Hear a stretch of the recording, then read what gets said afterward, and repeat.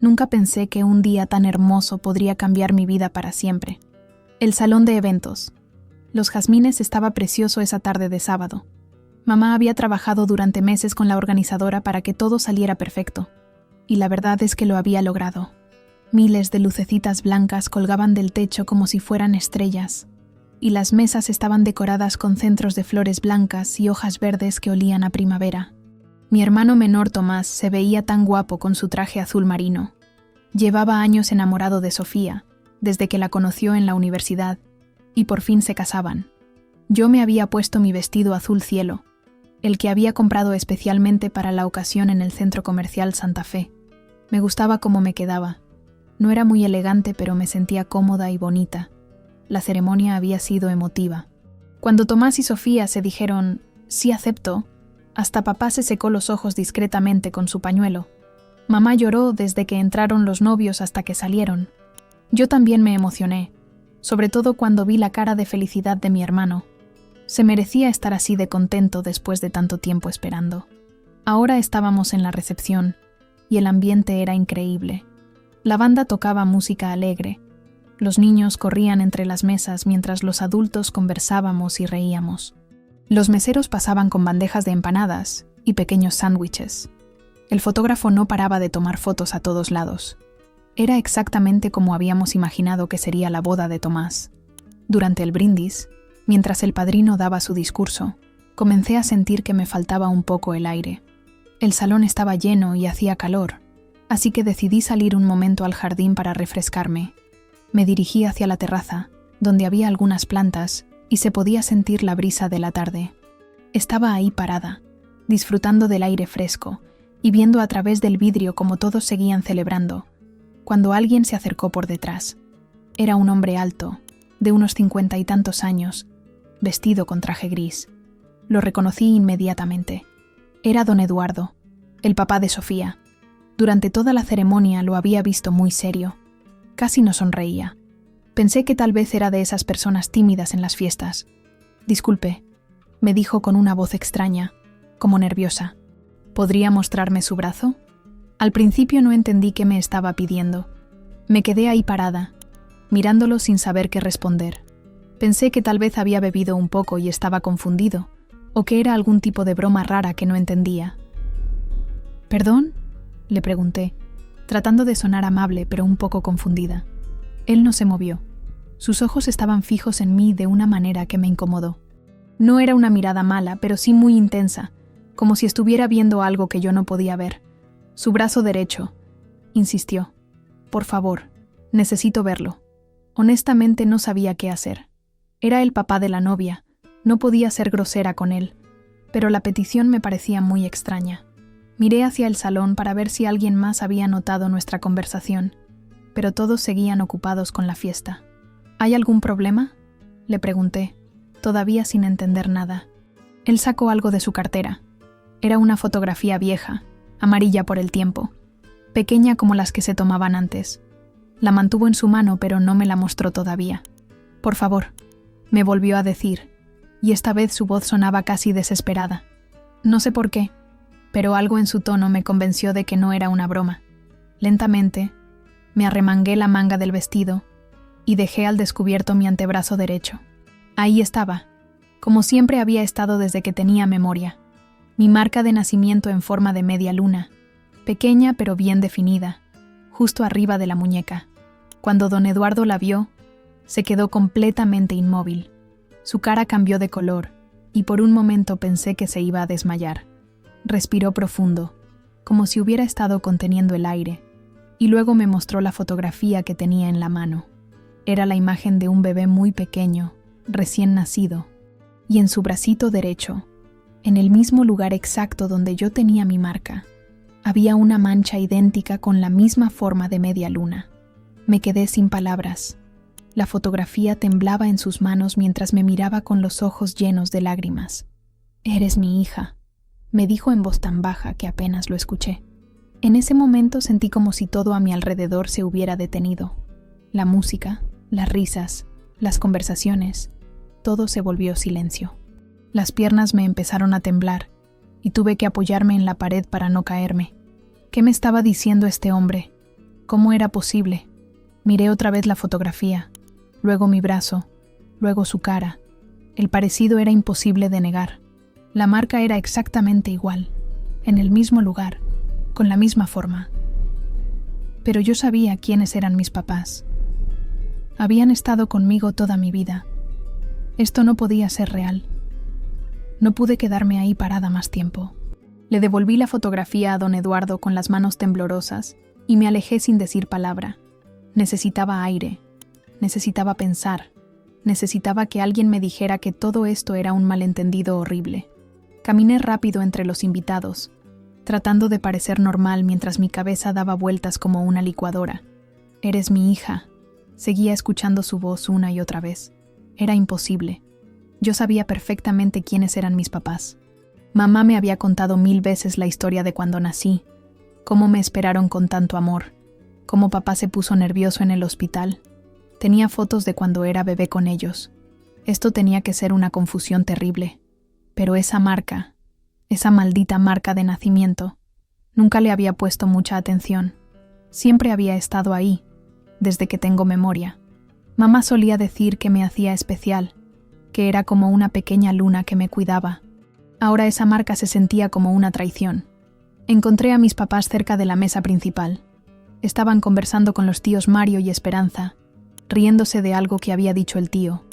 Mamá se veía preciosa con su vestido rosa y su peinado perfecto. Papá tenía puesta su mejor camisa blanca y la corbata que le habíamos regalado en el Día del Padre. Se veían tan normales, tan contentos, tan míos. Me acerqué a ellos tratando de controlar la voz. «Mamá, papá, ¿pueden venir conmigo un momento?» «¿Qué pasa, mija?», preguntó mamá inmediatamente, con esa intuición que tienen las madres para saber cuándo algo anda mal. «Necesito hablar con ustedes. Es importante». Papá se disculpó con los tíos y me siguieron hasta un rincón más tranquilo del salón, cerca de la entrada donde había menos gente. Mamá me tomó de la mano.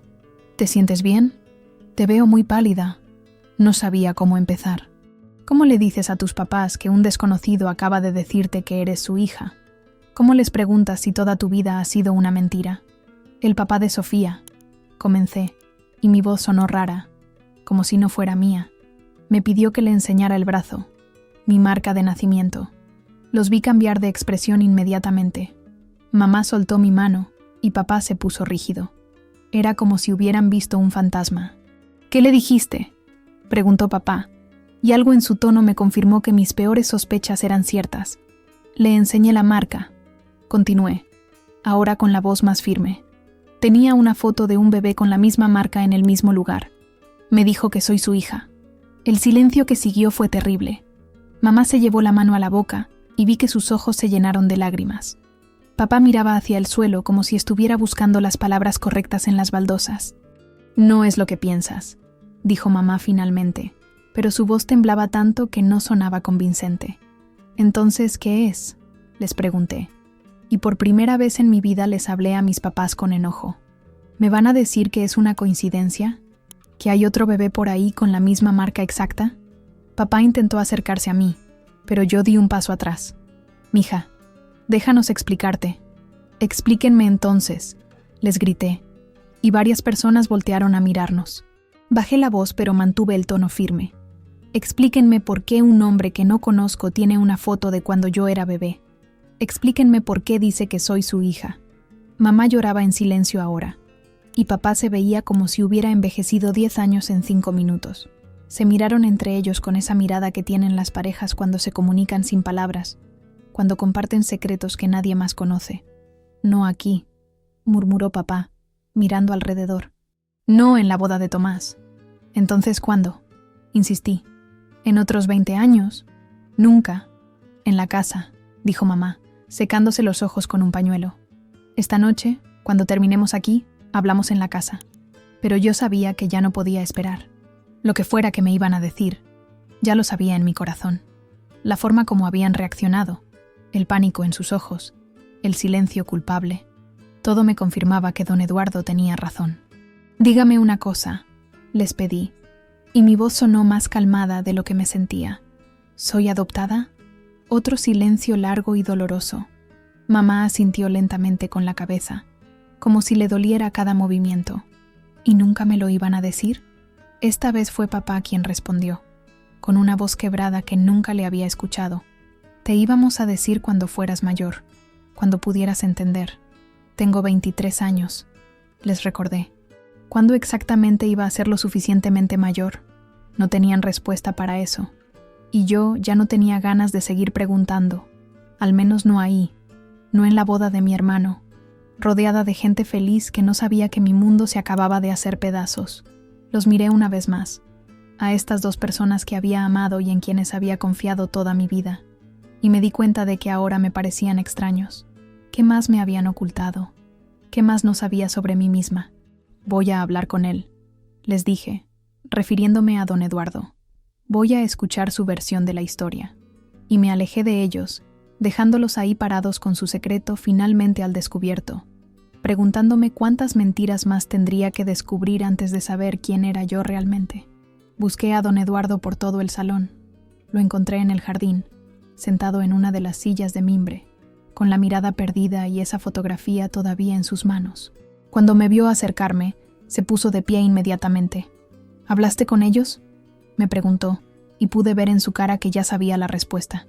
Me confirmaron que soy adoptada, le dije, sentándome en la silla de al lado. Pero me dijeron que me encontraron abandonada en un hospital, que nadie me reclamó. Don Eduardo negó con la cabeza lentamente. No es cierto. Bueno, no completamente. Se quedó callado un momento, como si estuviera decidiendo cuánto contarme. Finalmente suspiró y me miró directamente a los ojos. Mi esposa dio a luz en el Hospital Regional de Toluca hace 23 años. Fue un parto complicado. Ella estuvo muy mal después. Tú naciste sana, perfecta, con esa pequeña marca en el brazo que nos llamó la atención porque mi abuela tenía una igual. Se detuvo para respirar profundo antes de continuar. A las pocas horas de nacer, una enfermera nos dijo que te habían llevado para hacerte unos exámenes de rutina. Nunca te trajeron de vuelta. Cuando preguntamos, nos dijeron que había habido un error en los papeles, que te habían confundido con otro bebé, que estaban investigando. Pasaron las horas, luego días, y cada vez nos daban una explicación diferente. Mi cabeza empezaba a doler. ¿Y qué hicieron? Todo lo que pudimos. Hablamos con directores, doctores, hasta con la policía. Contratamos un abogado. Pero en esa época las cosas eran diferentes. Los registros no eran tan claros como ahora. Nos dijeron que probablemente había sido un robo de bebés, que pasaba más seguido de lo que la gente creía, pero que sin más pruebas no podían hacer nada. ¿Robo de bebés? No podía creer lo que estaba escuchando. Sí, mija. Había redes organizadas que robaban recién nacidos de hospitales públicos para venderlos a familias que no podían adoptar por los medios legales. Era un negocio sucio pero común. Sentí un nudo en el estómago. ¿Estás diciendo que mis papás... ¿que ellos compraron? No lo sé, me interrumpió. Puede ser que ellos ni siquiera lo supieran. Muchas veces las familias creían que estaban adoptando legalmente, pero los intermediarios mentían. Lo único que sé es que tú desapareciste de ese hospital, y durante años te buscamos por todos lados. Me mostró la fotografía otra vez. Era en blanco y negro, un bebé diminuto envuelto en una mantita blanca. En el bracito derecho se veía claramente la marca de nacimiento. Esta foto te la tomaron las enfermeras el día que naciste, antes de que te llevaran para los supuestos exámenes. Es la única que tengo de ti, bebé. Las lágrimas empezaron a salir sin que pudiera controlarlas. No eran solo lágrimas de tristeza, sino de confusión, de rabia, de no saber qué sentir. ¿Por qué no siguieron buscando? ¿Quién te dijo que no seguimos?, me preguntó, y por primera vez vi una chispa de dolor en sus ojos. Buscamos durante años. Pusimos anuncios en periódicos, contratamos detectives privados, fuimos a orfanatos y casas de adopción por todo el país. Mi esposa se enfermó de la tristeza. Tardamos 5 años en decidir tener otro bebé, porque ella decía que era como traicionarte. ¿Otro bebé? Sofía, me dijo, y sentí como si me hubieran dado un golpe en el estómago. Tu hermana menor. Todo empezó a tener un sentido horrible. Sofía, la novia de mi hermano, era mi hermana biológica, la chica dulce que siempre me había caído tan bien, con quien había conectado desde el primer día que Tomás nos la presentó. Ahora entendía por qué siempre había sentido algo especial hacia ella, una familiaridad que no podía explicar. ¿Ella lo sabe?, pregunté. No, nunca le dijimos que había tenido una hermana mayor. No queríamos lastimarla con algo que ya no podíamos cambiar. Nos quedamos en silencio por un rato largo. La música de la fiesta seguía sonando a lo lejos. La gente seguía riendo y bailando, ajena a que mi mundo se había puesto de cabeza en cuestión de horas. ¿Cómo me reconociste?, le pregunté finalmente. Al principio no estaba seguro, pero tienes los mismos ojos que mi esposa, la misma forma de sonreír. Y cuando te vi con ese vestido azul, con el cabello recogido, me recordaste tanto a mi hermana cuando era joven, pero lo que me convenció fue cuando te arremangaste para servir el pastel y vi la marca. En ese momento supe sin duda que eras tú. Me toqué instintivamente el brazo, esa pequeña marca que ahora se sentía como una llave que había abierto una puerta, que quizás debería haber permanecido cerrada. ¿Y ahora qué?, le pregunté, porque honestamente no sabía qué se suponía que debía hacer con toda esta información. Ahora tú decides, me dijo. Yo solo quería saber que estabas bien, que habías tenido una buena vida. Ver que creciste sana y que tienes una familia que te quiere me da paz, aunque duela saber que no pude criarte yo. Volví a llorar, pero esta vez también por él, por el dolor que había cargado todos estos años, por mi hermana que no sabía que tenía una hermana, por mis padres adoptivos que probablemente me amaban pero me habían mentido toda la vida. Era demasiado para procesarlo en una noche, demasiado para entenderlo en una boda que se suponía que iba a ser el día más feliz de mi hermano. Quiero conocer a tu esposa, le dije finalmente. Quiero conocer a mi madre biológica. Él sonrió por primera vez desde que habíamos empezado a hablar. Una sonrisa triste pero esperanzada. Ella va a estar tan feliz, me dijo. Nunca dejó de esperar este día. No pude quedarme en la boda ni un minuto más. Después de hablar con don Eduardo, todo me parecía falso. La música, las risas, los brindis. Era como estar viendo una película en la que ya no pertenecía. Me acerqué a Tomás, que estaba bailando con Sofía, mi hermana biológica, aunque ninguno de los dos lo sabía. Me voy a ir, le dije al oído cuando terminó la canción. ¿Qué? ¿Por qué? La fiesta apenas está empezando, me respondió, con esa sonrisa enorme que había tenido toda la noche. No me siento bien. Creo que algo que comí me cayó mal. Era mentira, por supuesto, pero no podía decirle la verdad. No en su día de bodas. No cuando estaba tan feliz. ¿Quieres que vaya contigo? ¿O que mamá te acompañe? No, quédate. Es tu boda. Solo necesito descansar. Le di un abrazo fuerte, más fuerte de lo normal, y saludé rápidamente a Sofía. Cuando la abracé, sentí algo raro en el pecho, como una conexión que ahora tenía sentido pero que no podía explicarle. Cuídalo mucho, le dije, y ella se rió. Siempre lo hago. Que te mejores, cuñada. Cuñada. La palabra ahora tenía un significado completamente diferente. Salí del salón sin despedirme de mis padres adoptivos. Los vi a lo lejos, hablando con otros invitados, tratando de parecer normales después de nuestra conversación. No tenía ganas de más drama esa noche. El camino a casa en el taxi fue eterno. El conductor trataba de hacer conversación, pero yo solo miraba por la ventana las calles de la ciudad, preguntándome cuántas otras personas estarían viviendo vidas construidas sobre mentiras sin saberlo. Cuando llegué a mi departamento, me quité el vestido azul y me puse el pijama más cómodo que tenía. Pero no podía dormir. Me quedé despierta hasta las 5 de la mañana, dándole vueltas a todo lo que había pasado, tratando de encontrarle sentido. Los siguientes días fueron horribles. Llamé al trabajo y les dije que estaba enferma, lo cual no era del todo mentira. Me sentía enferma del alma. No quería hablar con nadie. No quería salir de casa. No quería fingir que todo estaba normal cuando mi mundo entero había cambiado. Mamá y papá vinieron a buscarme el martes por la noche. Los escuché tocar la puerta durante 10 minutos antes de que decidiera abrirles. «Mija, tenemos que hablar», dijo papá tan pronto como entró. «Ahora quieren hablar», les respondí, y sé que sonó más agresivo de lo que quería, pero no podía evitarlo. Se sentaron en el sofá de mi sala, esa sala donde habíamos visto tantas películas juntos, donde habíamos celebrado mis cumpleaños, donde me habían ayudado con las tareas de la universidad. Ahora todo eso se sentía como actuación. «No sabíamos», empezó mamá, con los ojos rojos como si hubiera estado llorando durante días. Te juro por Dios que no sabíamos que había sido robo. Entonces, ¿cómo me consiguieron?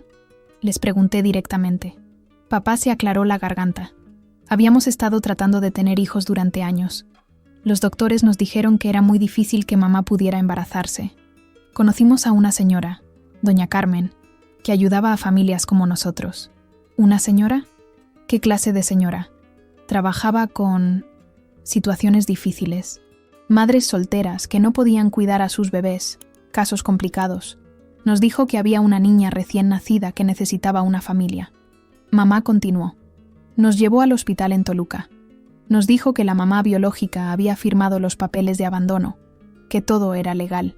Tú estabas ahí, tan pequeñita, tan hermosa, y cuando te cargué por primera vez, supe que eras nuestra hija. ¿Nunca sospecharon que algo estaba mal? ¿Por qué íbamos a sospechar?, dijo papá. Nos enseñó documentos. Había enfermeras que parecían conocer el caso. Todo parecía normal. ¿Y después, cuando fueron a registrarme oficialmente? Aquí se quedaron callados un momento largo. Ahí empezaron los problemas, admitió mamá. Los papeles que nos había dado doña Carmen no servían para el registro civil. Nos dijo que había habido un error burocrático, que necesitaba tiempo para arreglarlo. ¿Y ustedes qué hicieron? Esperamos, dijo papá. Semanas, meses. Mientras tanto, tú crecías con nosotros. Ya eras nuestra hija en todo menos en papeles. Cuando finalmente entendimos que doña Carmen nos había estafado, ya habían pasado casi 2 años. ¿2 años? Para entonces ya eras parte de nosotros, dijo mamá, llorando otra vez. Ya decías mamá y papá. Ya caminabas, ya tenías tu cuarto, tus juguetes, tu vida. No podíamos entregarte como si fueras un objeto. Eras nuestra hija. Pero sabían que me habían robado de otra familia. No sabíamos nada seguro, insistió papá. Solo sabíamos que los papeles estaban mal, pero no sabíamos si había sido robada o si realmente te habían abandonado y doña Carmen había falsificado documentos para hacer dinero. Fuimos con abogados, pero todos nos dijeron lo mismo. Después de tanto tiempo, con un caso tan complicado, lo más probable es que te quitaran de nosotros y te pusieran en un orfanato mientras investigaban. ¿Y eso les parecía peor que vivir con la mentira? Mija, me dijo mamá tomándome las manos. Tú eras feliz.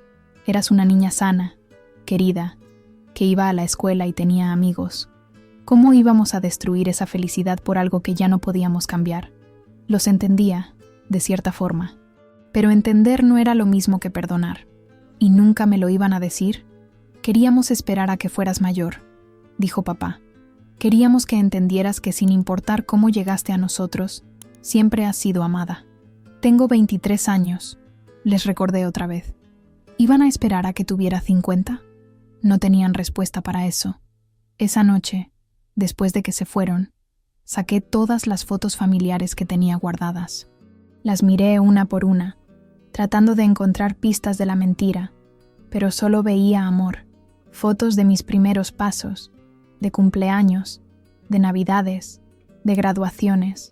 En todas estaba rodeada de gente que me quería, pero ahora sabía que en algún lugar había otra familia que también me había querido, que me había buscado, que había sufrido mi ausencia durante todos estos años. Al día siguiente tomé una decisión. Busqué el número de don Eduardo y lo llamé.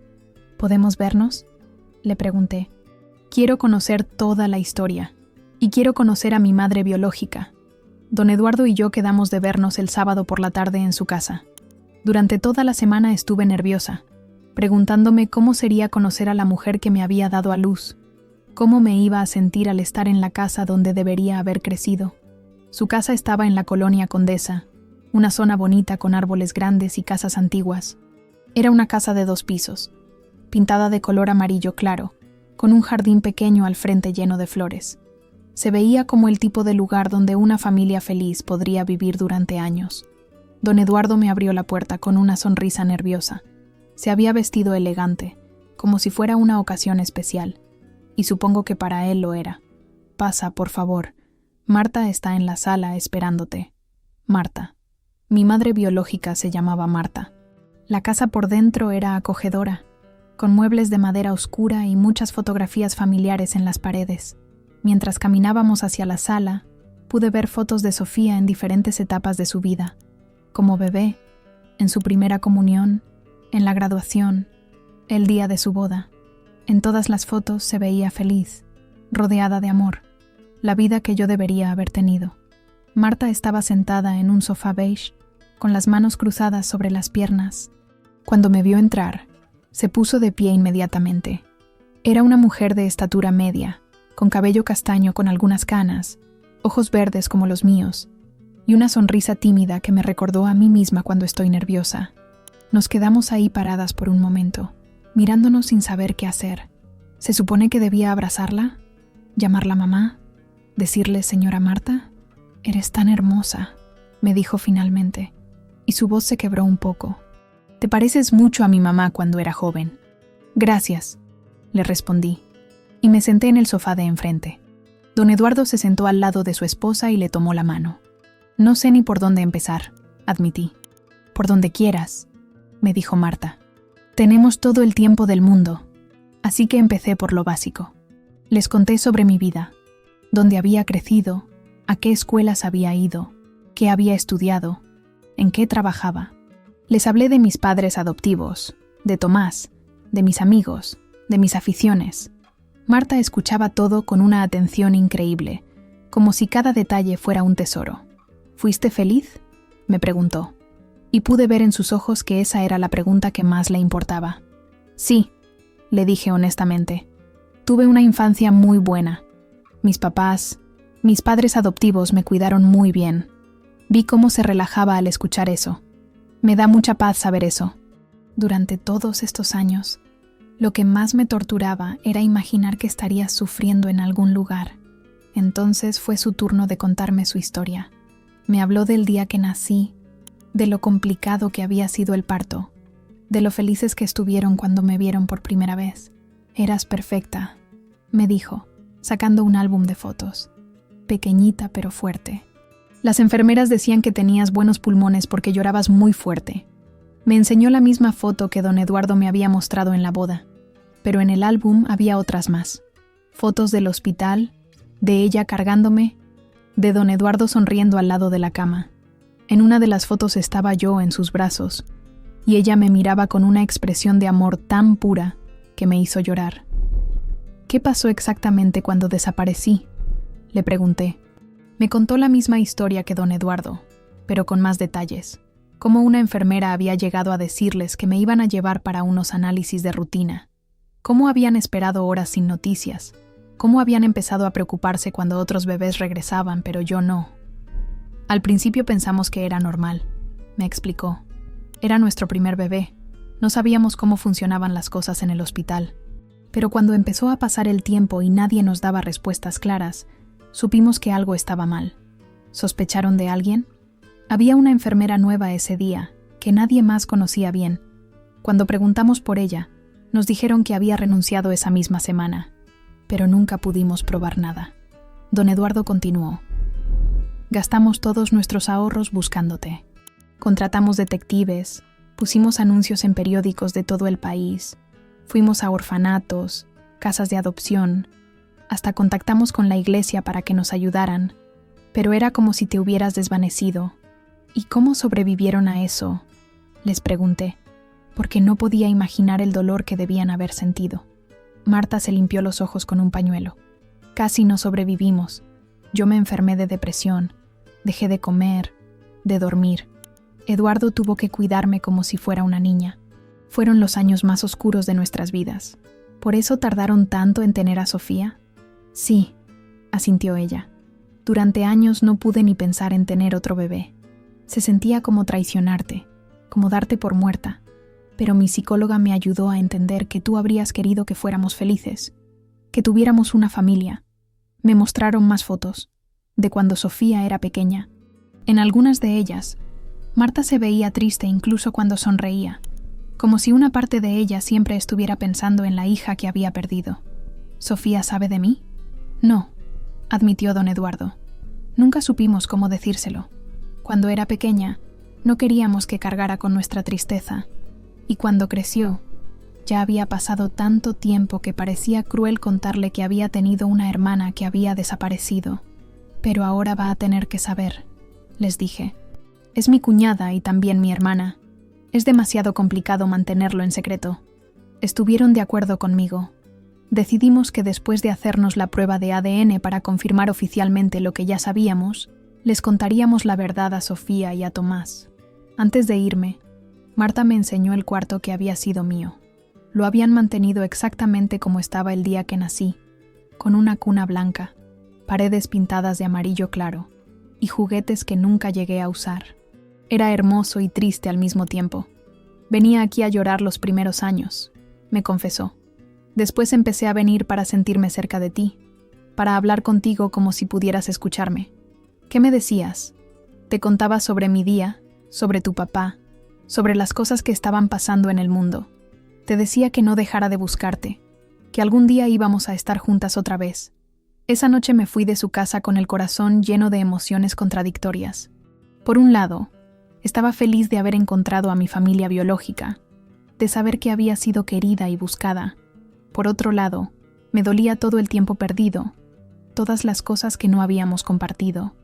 Pero lo que más me impactó fue darme cuenta de que ahora tenía dos familias que me amaban, y de alguna manera tenía que encontrar la forma de honrar a ambas, sin traicionar a ninguna. Los resultados del ADN llegaron 2 semanas después, aunque todos sabíamos lo que iban a decir. La coincidencia era del 99.97%. Oficialmente, Marta y Eduardo eran mis padres biológicos, y Sofía era mi hermana. Ahora venía la parte más difícil: contarles la verdad a Sofía y a Tomás. Decidimos que sería mejor hacerlo todos juntos, así que organizamos una comida en casa de Marta y Eduardo el domingo. Le dije a Tomás que era importante que fuera con Sofía, que había algo familiar que necesitábamos discutir. Mi hermano estaba intrigado, pero no hizo muchas preguntas. Siempre había sido así. Confiaba en mí. También invité a mis padres adoptivos. Al principio no querían venir. Se sentían incómodos con toda la situación, pero les expliqué que esto los incluía a ellos también. Eran parte de mi historia y siempre lo serían. Esa mañana estuve muy nerviosa. Me cambié de ropa 3 veces antes de decidir qué ponerme. ¿Cómo te vistes para el día en que tu mundo y el de tu familia van a cambiar para siempre? Llegué temprano a casa de Marta y Eduardo. Marta había cocinado un banquete enorme, como si fuera Navidad. Creo que cocinarla ayudaba a canalizar los nervios. ¿Crees que se van a enojar?, me preguntó mientras acomodaba los platos en la mesa del comedor. No lo sé, le respondí honestamente, pero se merecen saber la verdad. Mis padres adoptivos llegaron primero. Fue extraño verlos entrar a esa casa, saludar educadamente a Marta y Eduardo. Era como ver 2 mundos que nunca debían haberse encontrado tratando de coexistir. Tomás y Sofía llegaron unos minutos después. Vi inmediatamente la confusión en la cara de mi hermano, cuando vio a mis padres ahí con 2 personas que él conocía pero no esperaba encontrar. ¿Qué está pasando?, preguntó Sofía mirando alrededor. ¿Por qué están todos aquí? Siéntense, por favor, les dije, y mi voz sonó más calmada de lo que me sentía. Hay algo importante que tenemos que contarles. Todos nos sentamos en la sala. Tomás y Sofía en un sofá, mis padres adoptivos en otro, Marta y Eduardo en las sillas, y yo quedé parada en el medio, sintiéndome como si estuviera en un tribunal. Hace 2 semanas, en su boda, empecé, mirando a Sofía. Tu papá me pidió que le enseñara mi marca de nacimiento. Resulta que tenía una foto de un bebé con la misma marca. Sofía frunció el ceño. ¿Qué foto? Eduardo sacó la fotografía vieja y se la pasó. Sofía la miró. Luego me miró a mí. Luego miró la foto otra vez. No entiendo, dijo. Esa bebé soy yo, le expliqué. Y esa foto la tomaron en el hospital el día que nací, antes de que desapareciera. ¿Antes de que desaparecieras?